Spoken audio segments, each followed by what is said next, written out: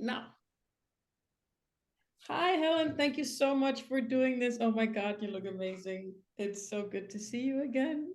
Not So good working to see me you soon. too. I work a little bit.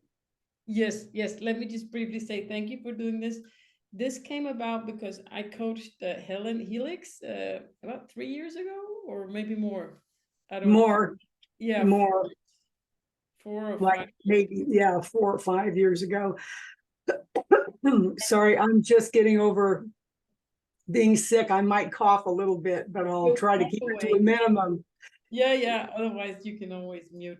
But anyways, thank you so much for doing this. This is so inspirational. So I coached Helen, and I was inspired to reach out again because someone wrote in a comment section to one of my clients, I'm 70. Can I still transform? And I've thought about you a lot, Helen. You really touched my heart. I remember sitting in my car, hearing about your group coaching, getting like zzz from the transformation you made with your clients. So you've definitely touched my heart many times. And this thing about transforming at the age of whatever age you're at, that's what brought this about. And this I'll is be 75 in August.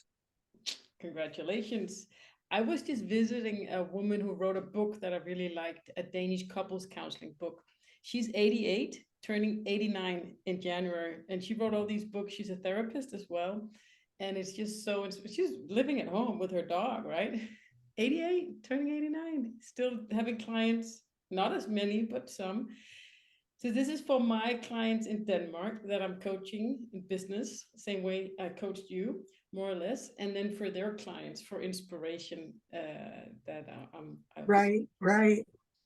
So Well, Helen, I'm thrilled to do it. You know, you were a big support to me, and I love supporting other people. So I'm happy to be here.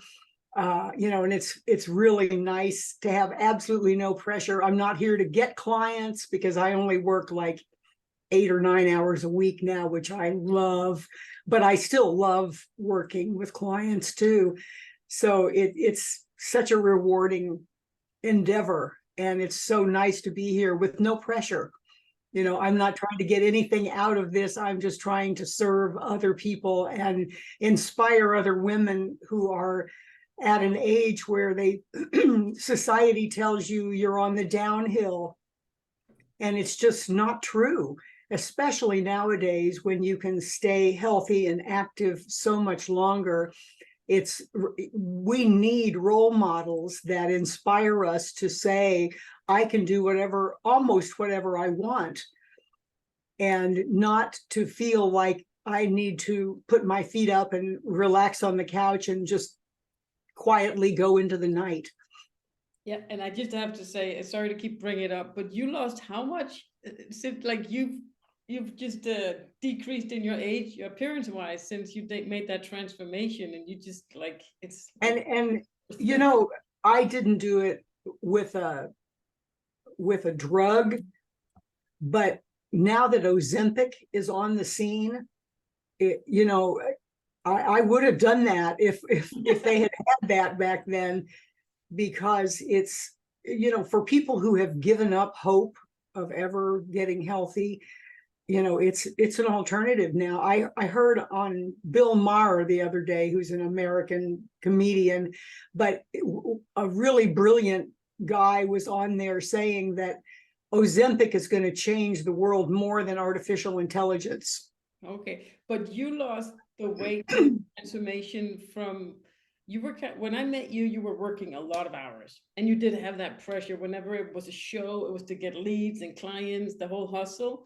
And then the way I remember it, you just told me, "Here's what I want to do. I want to work 2 hours or 3 hours." Then you were working a lot of hours, and then you started meditating. You woke up early. You went jogging, which you never tell the audience about that and what happened instead of. Well, I was thinking about this in anticipation of the interview of, what is the real turning point is allowing yourself to feel the pain of where you are, not being in denial anymore about that this is good enough. And I think that's, again, the message, especially to older people. And I'm saying men and women, it's the message is it's good enough. Your marriage, he's a nice guy, work, it's rewarding. I mean, it's like everything is just good enough. You don't have to change anything. And I think the first step is to just come out of that denial and say, I'm not where I want to be in my life, and it's not too late. So, that's what happened, is a series of events. But that, I think, is the core of it, is just realizing that, finding the door out, the door to the next step, and believing that you too can have your dreams. And I don't know, it sounds so corny, but that's the reality, is that just not giving up on life, and not giving up on yourself, and realizing that you can improve yourself health wise, career wise, romantically, socially, in every way, spiritually, Yes. emotionally. Things you did all of the. So just to give the audience context, I was business coaching Hellen Helix, and the way I remember it was you did not want to do group coaching. And then you did group coaching. That's just from my perspective. And I remember you saying, "Why did I wait until now?" So from I know, I loved that. That was really the first women's group that I did on sacred sexuality, was the favorite thing I've ever done in my career. And I do lament the fact that I waited so long to do it, but I rejoice in the fact that I went ahead and did it several times, and I loved doing that. Not enough to do it again. I mean, I don't, but it's not any statement about how much I loved it. It was just that. But you also I did it. Yeah, sorry. I did it, and that's it, and My it's done. That you get to go through something that you have resistance against, right? So first of all, you did an online summit. Lots of things. Context to the audience. Hellen did an online summit, which our coach Shanda Sumner teaches, and I was coaching for Shanda to begin with, helping Hellen do her online summit, which is where I think that's where the transformation starts, that you get out and show yourself to the world, and you build an audience and an email list. Well, sure, if that's what you're wanting to do, No, that's is not what I'm to wanting to find.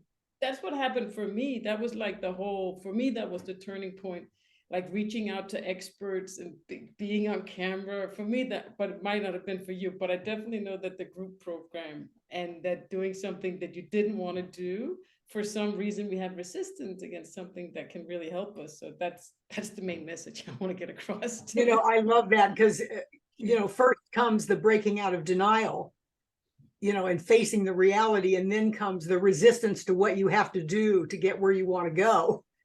So I'm glad. I love that word, and it's so true. Things that we resist are so often things that we really need to do, whether it's making amends to somebody or it's doing an online summit.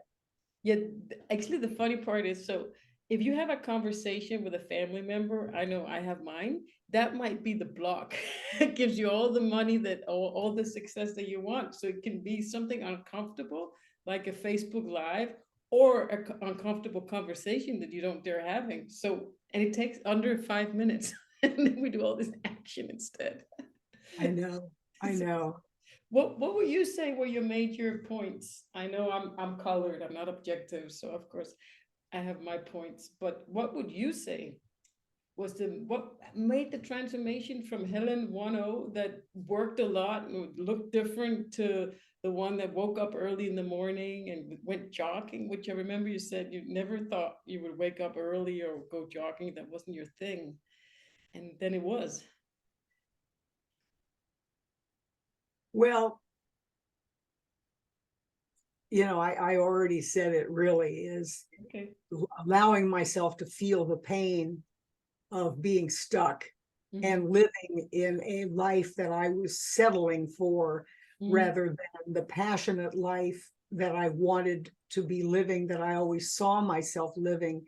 But I had gotten to the stage where I thought, it's just not going to happen this lifetime. And I want to say this because I think a lot of people my age are in this place where I want to be grateful for what I have and not expect too much, and they opt for, I'm going to be grateful for what I have, which is really an excuse for settling. Mhm. And I'm all about gratitude, but I think that we misuse gratitude sometimes as an excuse to stay where we are in an uncomfortable but comfortable, familiar place. And you have to let yourself feel the pain of giving up on yourself, of giving up on the hope for a passionate life.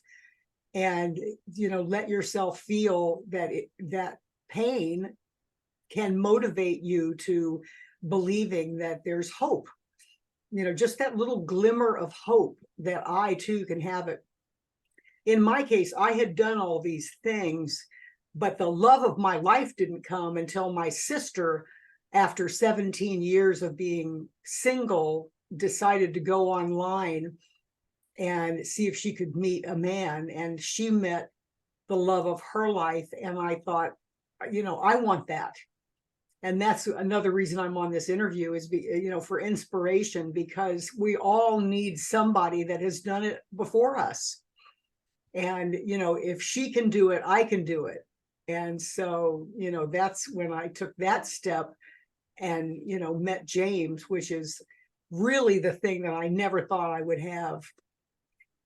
It brings tears to my eyes even when I talk about it, because that was the one. He, to me, is like the culmination of all the work that I've done to become healthier, to become more emotionally well, more spiritually grounded, more at ease and more risk taking, being willing to risk putting myself out there, in a way, being naked with an old body, risking that someone could be my real soulmate. And that, I apply everything I've ever learned to this relationship. And that, to me, is pretty much what we're all looking for. We can have a lot of fabulous experiences working and with friends and with family and with serving our clients and all of that, but what we're all really looking for is a life partner that can love you on every level. And especially when you get older, so many of us give up on that and settle for a relationship that is not fulfilling. And you did actually literally get naked in your sacred sexuality group, right? So it was about taking that chance and showing yourself, as far as I remember. Yeah. Well, we didn't get naked, but we showed parts of our bodies that we found unlovable. And, that may have been a part that you don't usually show on video, but yeah, the women, the women of all ages were willing to take that risk because they wanted exactly what I'm talking about. Mm-hmm. Beautiful. So I thought this was going to be about business, but of course, that's what we all want, is that soulmate. And well, and business can be such, a journey toward that. yeah. Because in business, you put yourself out there, you develop self-confidence, you develop the skills to relate to people. It's not like they're two separate things, really. They can definitely, your success in business and willingness to risk having a passionate connection to your career is a preparation for the other. I love the word risk that you keep saying, because that's what I want to inspire everybody to know.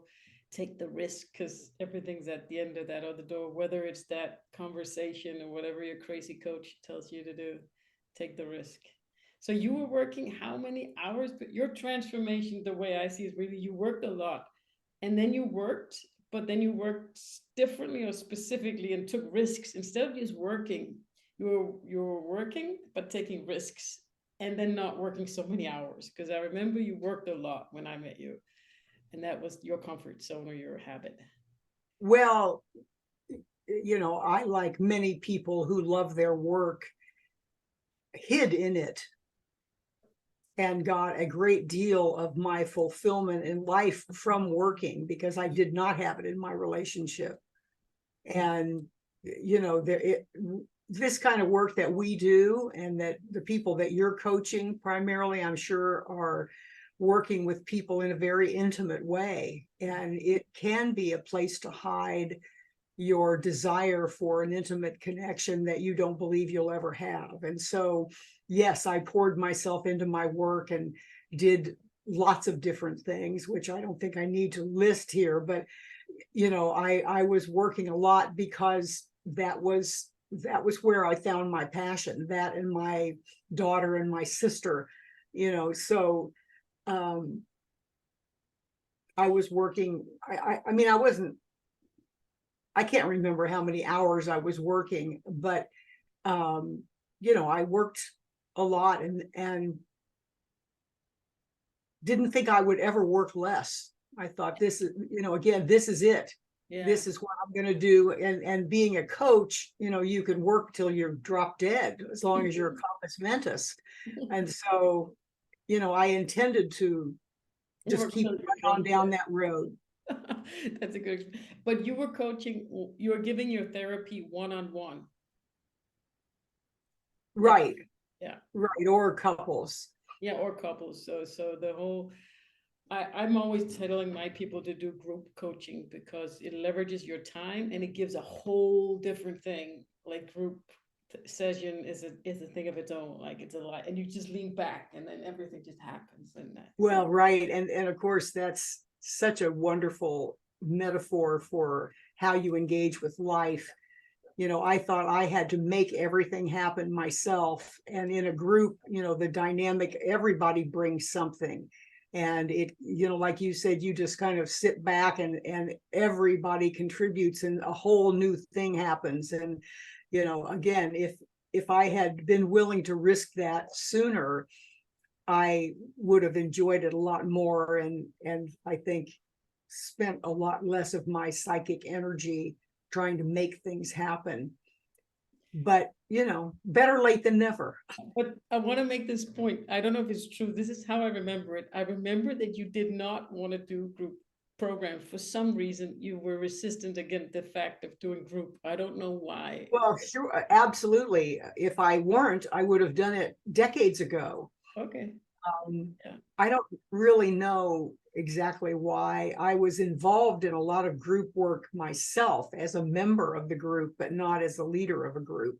I think honestly it had to do with getting hung up in this is really a sidebar, but maybe it'll lead people somewhere. You know, I had made this woman kind of a god in my life. And, you know, she was very intuitive and worked very differently than I did. And I think I compared myself to her and said, if I can't be like exactly like she does it, I shouldn't be doing it. And I think that inhibited me from trying it. And so if there are people out there that you're coaching who are comparing themselves to somebody else and thinks they're not as good as they are, when it was so crazy, because once I started doing it, I felt like I was meant to do this. But that's what competition and comparison can do to us. And, you know, I talk about risk taking because it is such a risk when you compare yourself and compete. It feels like a huge risk to do something that you don't feel competent to do. And yet, if you feel guided to do it, it's because you're quote unquote supposed to do it. It's your destiny to do it.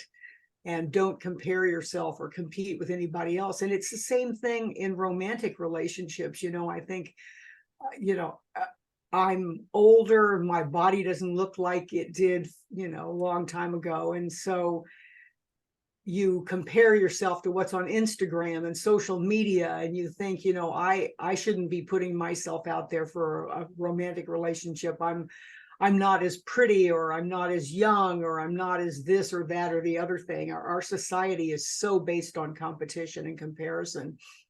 So anyway, I'm glad I moved past that comparison and went ahead and risked doing it.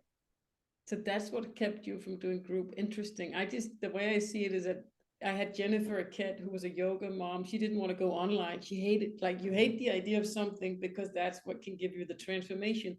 So inside of your groups, transformation happened, right? So I think transformation is the key word, that when you do group coaching and you step back, you transform to get to do the group, whatever it is that you get to do. Then you transform yourself by taking the risk, and other people transform their life inside a group. And you can't do that one-on-one. When you do one-on-one treatments, it's like you said, you're pushing, you're grinding, you think you have to make things happen, but so much more can happen when you make things happen, co-creating with the creator and the group. Well, and I do one-on-one work now, which I still love doing, and I think there's a tremendous amount of transformation in it. But I probably do it differently now than I did before. I am much less likely to feel like I have to push them to do something. It's much more a collaborative experience than it ever has been. And so I don't think that it's either or, honestly. I think that there are times when individual or couples work can be very powerful. Mm. And I love group work too. Yeah, the woman I was meeting up with, the author of a Danish book called Kærestebilder that I want to translate into English, who was 88. She also does one-on-ones. So yeah, it's not one or the other. It's just sometimes God has a gift for us that doesn't smell good, but it's really beautiful when you open it. I love that. Yeah, I actually say it a little gross, but sometimes God hands you a gift that smells like shit, but it has gold inside of it when you open it, something like that.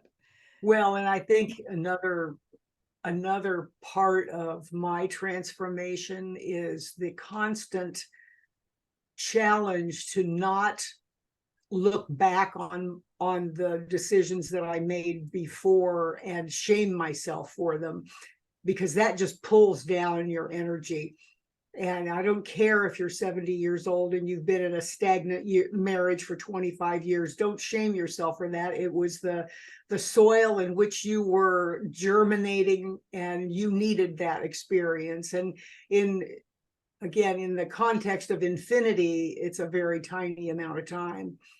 So wherever you've been, consider that part of God's gift to you too.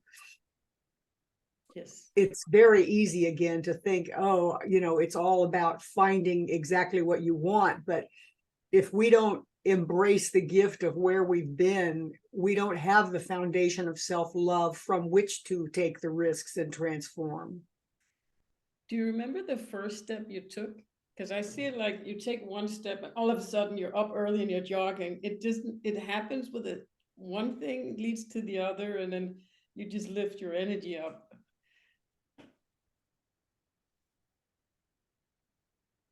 Well, it's interesting because I think again, it's not black or white. It's not one thing or the other.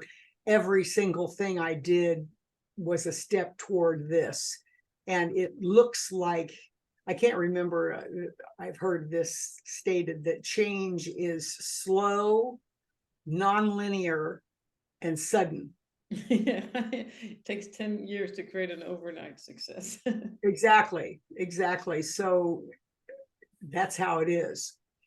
So you definitely transformed your life with the way you work, the amount of hours you work. And I know that there are people out there working a lot and that have a hard time believing what I'm selling in Danish. It doesn't really rhyme as well in English, but that you can actually deliver your service in 1 hour a week or 1 hour a day. That's the model that I'm teaching. That's why I'm so keen on the whole group program thing, so that you can actually deliver your service and have the rest of the day off to do the most important work, which is take a walk on the beach, do some voice recordings, do your stuff, take care of yourself first, just like you did when you transformed and started getting up early and jogging. But you don't just, if you get up early and jogging because you're listening to Bob Proctor, which is great, but if it has that, I need to do this, it didn't work for me to push myself with a whip. But when it comes inspired by, yeah, for me, it's really also coaching and doing the group work because I can get up at 5 a.m., but if I also want the other part to lift me up. Well, and I think what you're talking about really, Samantha, is self-love. Yeah. That whatever comes from the motivation of self-love is going to feel very differently than whatever comes from the motivation of shame or comparison or, you know, must do, obligation. Any other motivation is not going to feel the same as self-love. Yeah, because it feels great after you do the jogging, but what does it feel like before you do it? Before you get up? It's interesting. Yeah, the best things just happen. And I think peace is a good word, very important to have the peace, first of all. What do you mean by that? This inner peace. When I have inner peace and I know I'm okay where I am, the way I saw myself is like I was either getting away from something or moving towards something. I was never just where I was peacefully attracting, always acting and grinding, working like you did with the summit, like being on to get leads, or when you just relax and you have peace from God, which is where I get it. Then I'm still, like the word be still and know that I'm God. When I pray, like just those words, be still and know that I'm God. I don't need to put music on. I don't need to do anything, just be still. So that was the part for me. You know, I don't I don't know exactly what peace is. I agree with everything you're saying, and yet this other little voice in me is saying, you know, peace can look so many different ways because life is very challenging, and sometimes, especially with kids, you know, your life does not look all zen, and yet, Glad you can have it while it's crazy outside. yeah, but you can have and the same thing with, you know, there are people who are going to be working many hours for a while at least, and you can find a peaceful way to even do that, you know, where you have children and you work a lot of hours, and you know, it as long as you have that connection to the divine, and that's maybe a whole other conversation, I don't know, but from my perspective, that's where peace comes from. Just like you were saying, you know, be still and know God. It's just be still in your inside, even if your life is a frenzied, chaotic bunch of tasks on the outside. You can do those from a place of feeling like this is my journey right now, and I can align with it. I don't have to, because I'm saying this, I think, because it's very difficult sometimes to make peace with exactly what you were saying, with where you are. Oh, I should be like Samantha and only have to work 1 hour a week or whatever it is. But I'm working 40. You know, there's something wrong with me. No, you know, this may be your destiny and your journey for now, and it's okay. It's okay. It's not about being somewhere else, and you'll never be happy until you get there. I want to make sure that that's not the message we're giving, is that, you know, you have to be somewhere else in order to be happy and find peace. That's not it. That's such an important point. It's so important.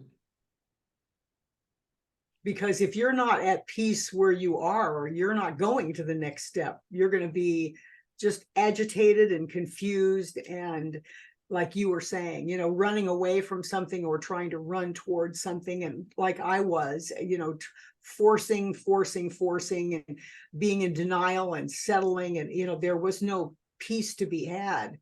But once I felt, you know, a sense of peace and direction, then I could just flow forward. Thank you so much for bringing that. Yeah, I have always had the comparison too. So thank you so much for saying that. Like first it was likes on Facebook, then it's not that anymore. Now it's other people. And yeah, I remember another Danish woman doing, and the people in America were making way more money. And it's just, they have a different mindset or a different normal, different expectations, right? And like, what are us Europeans doing? Why we're grinding and we're not making? But yeah, riches come in so many ways, and definitely money is just makes you more of who you already are. So that's not the riches that we want to. Or the thinness, or the guy, or the, facelift, or whatever thing you think is going to make you feel better. So a combination of be still and know the direction, and also feeling the pain of where you are. So it's a little bit of both. And being willing to and being willing to follow that, be still and be directed, being willing to do it. Mm-hmm. As you were saying, facing the resistance, because human beings are terrified of change. The brain is just lazy and psychopathic liar inside our head. So well, I don't think it's lazy. I don't even use that word ever. because I just heard the kilojoules. The reason it doesn't want to change it because then it requires more. It uses more energy for change. Well, from my perspective, the ego was born the moment we were born, and it is the part of us that tells us we are a unique and separate individual. And it develops in such a powerfully structured way that dominates us. And it does not want us to change, because then its dominion is threatened. Yeah. And so it's not lazy or any of that. It's that we are told by the ego that it is keeping us safe, and that's the best thing in the world, is to be kept safe. And of course, in order to really transform, we have to face the reality that there is no safety. And it also disappears. Like I will have like heartbeat when I want to have a conversation with my stepdad, and I've had conversations before where I didn't have that. But when I want to do that, I can't speak. My like bodily functions, heartbeat, you dry in the mouth, and all these things that the brain sends out to our body. And then if you then do it, it all disappears, whatever you were afraid of it. That's why I mean it's crazy. Psychopathic, pathological liar, because it's not true. Well, that's the ego, and that's true. It absolutely, it lies to you constantly that it's going to keep you safe by avoiding all these things, when the truth is it does not care if you're miserable, as long as it's in charge. And so we have to realize that that voice that's telling us that it's keeping us safe is really undermining our lives. Yeah. Thank you so much for bringing that point across. And I loved everything you shared also about comparison. It really hit me deeper than I'd anticipated. So I hope that message goes out to whomever is listening, to not compare, but still feel the pain, but not the shame of the where you are compared to, or not compared to, and not following your dream, like settling. Feel the pain of that, the pain of not going after your dreams, and then doing it, and then you met James, and then wow. And you may not even realize you have a dream. I mean, I think I don't know, our world is so crazy now with social media that everyone is encouraged to become an entrepreneur and an influencer, and to make your money that way. And it's like, who's going to be a doctor, who's going to be a teacher, if everybody is busy being an influencer. And I heard this on something recently, that 60% of young kids say that their aspiration is to become an influencer. And it's crazy, it's just insanity. That is ego. If you get a message, like I just became a Christian, for example, which came as a surprise to me. So I have this calling to share. Then it's a natural means to something. Like then you have a message. If you do have a message, use the tools Well, that are sure. Inspiration first, right? Sure, but I guess I was saying that because we can be ordinary people, you know. Society tells you nowadays you have to be uber beautiful, great body, be an influencer, make $1 million, you know, by being on. And it's like, what about people who are guided to be a mom and stay home? And, you know, I know this doesn't apply to the people that we're trying to reach today, but I think it does, in that, you know, be proud of what you're doing.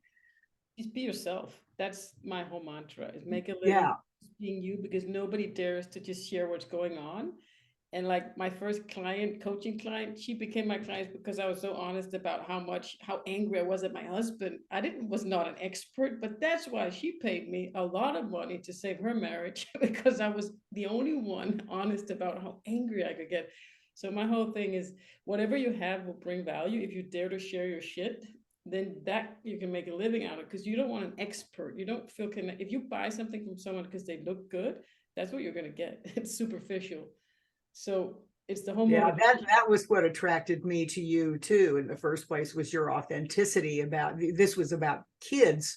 What I remember is you sharing about how angry you got at your kids and how you did all the wrong things and then learned from that. And so I totally agree with you. Is, you know, you don't have to be a certain thing.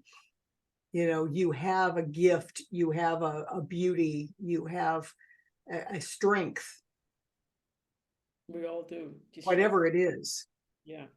My And sister was saying yesterday when we were walking, she was saying that this guy she watches on TikTok has 4 million followers. And what he does is just clean up people's yards 1 day a week. He offers it for free to people in the neighborhood. He just goes around in Wichita, Kansas, and cleans up people's yards.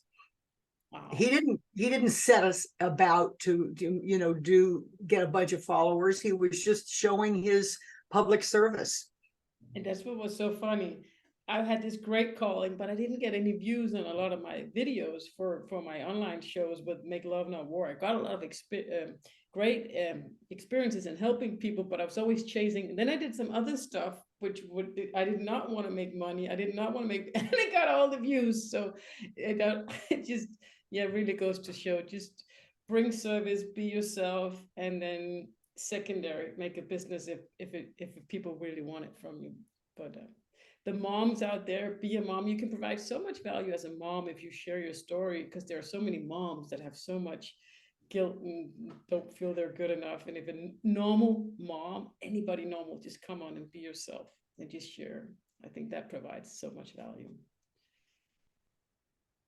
Yeah, I'm thinking about what I have not said about, you know, my relationship with James and how that might inspire people, but I don't know what to say other than what I said before of I bring every bit of learning that I have accumulated in 74 years, I use in this relationship to, and I know you do the same thing in all of your relationships, you know, whether it's with a client or with your children. It's like, use your wisdom.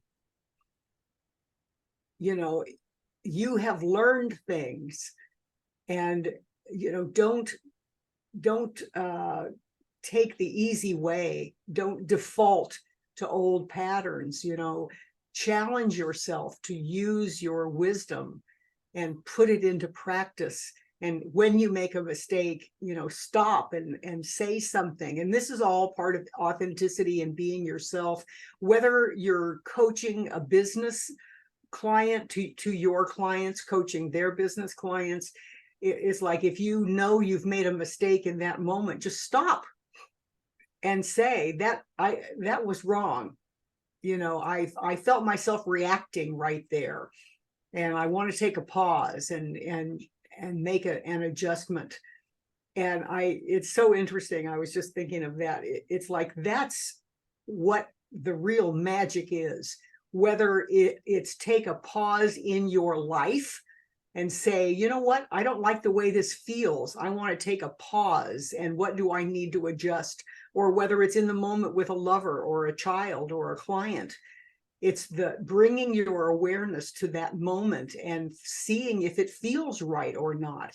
And if it doesn't feel right, stop and make some adjustment, whatever that is. And I don't care if you're 20 or 50 or 75, it's the same magic. The magic is awareness and taking the pause and adjusting and correcting. That's what you did. There's the answer to the question. That's exactly what you did. Yeah, that's what I did. Wow. And that's what I do every day. And I still, like you were saying about being angry with your husband, I still make mistakes. I still say stupid things, but the difference and the reason that this relationship is so good is a lot of it is that I am willing to stop and own my part no matter what.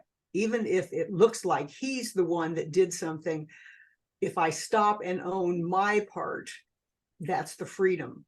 And again, we can get so caught up in life in that way, in that, oh, it's circumstances and I can't do anything about it. And they did this and he did that or whatever. And I'm trapped by this circumstance. No. Exactly. I heard this saying, the ultimate freedom is that nobody needs to change for me to feel great, or something like it translated. That's the ultimate freedom you were describing right there. Thank you so much. This is really, wow. Thank you so much for connecting. There's so much I want to say, but I think you know it all. Yeah, I forget. I remember all of our coaching calls, or at least 5 that really touched my heart. Just being with you online, that's exactly what happened. It's like we were dancing. It was only 20 minutes, but it was like, and it wasn't planned. It just something inspired, and that I just knew that, okay, this is, where does it come from? You can't practice it. And there were only 20-minute calls, but it really lit a fire or a light inside of me of how you can actually work with something, but just, being you, that you can't learn, you can't read it. It's a magical Well, dance. and it's the magic of the dance and the alignment, with the energy. So When it's ready to open, it opens. And the same thing again, when you're ready, it opens. And you can't force it, but you can intend.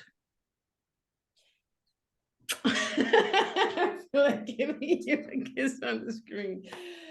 Oh, magic, magic. So thank you so much for reconnecting. You definitely play a big part in my life and in my career as a coach. And you're one of the things I'm so proud of, and so just humble and lucky to be part of.